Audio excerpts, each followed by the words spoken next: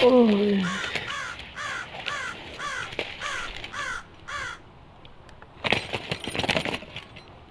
tôm sao đấy bóng đấy.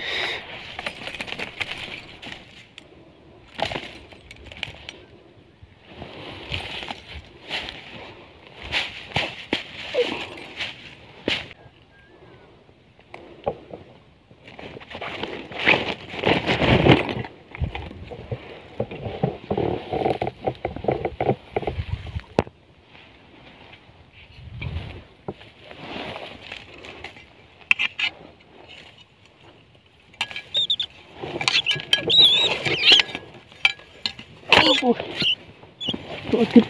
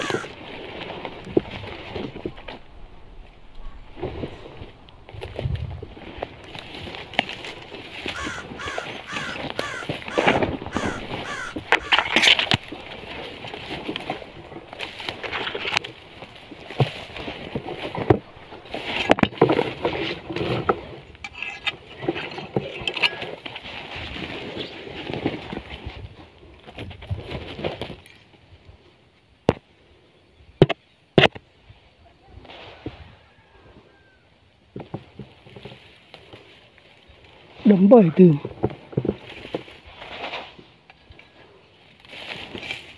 ốp lông. Ốp.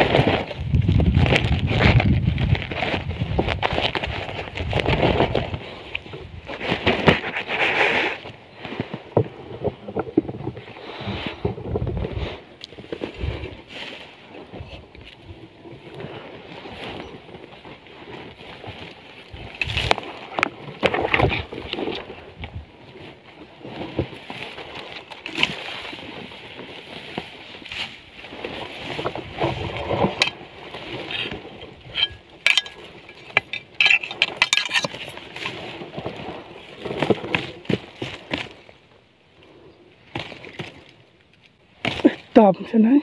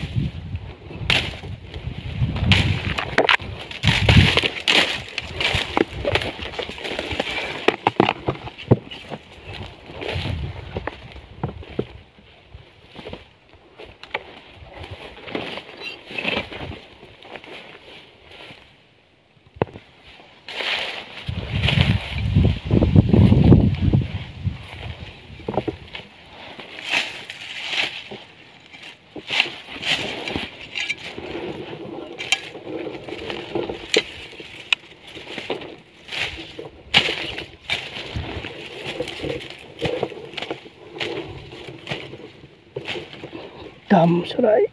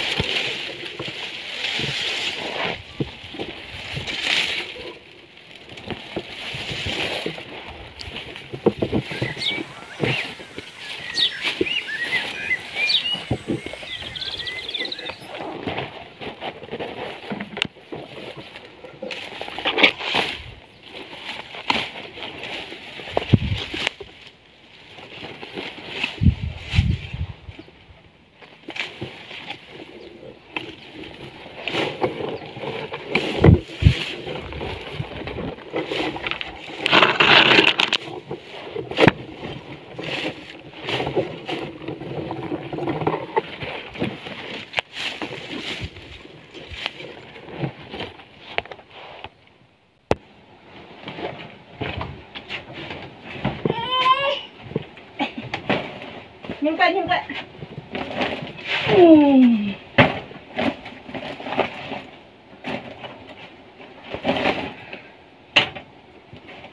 thế chị độ thế đi tới cái tệ lờ đi với mỏ thế ê tập bột này lờ thế điện hội thì để tắt rồi này thì hey lắm thế thế nào một tung thóc thì hey lờ Nhanh.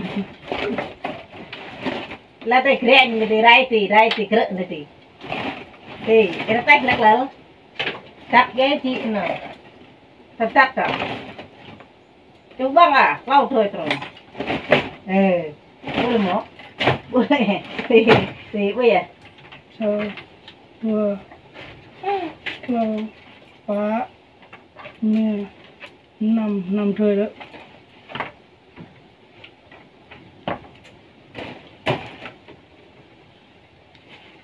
thì cái mình thu một chút một con bạch nó phân một chỗ này dẹp cột này còn đi tượng này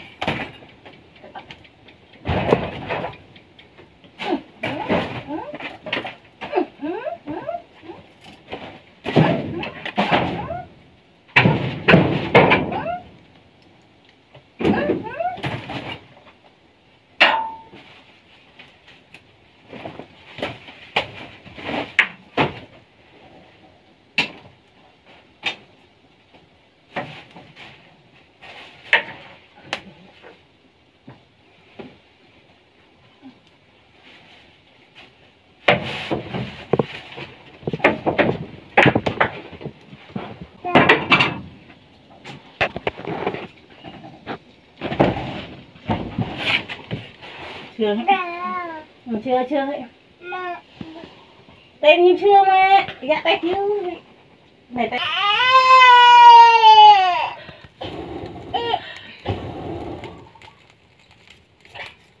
đây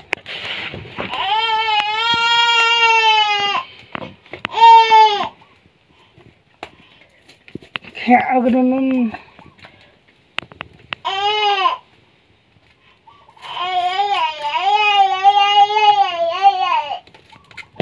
thôi cái mỏ ấy thôi kìa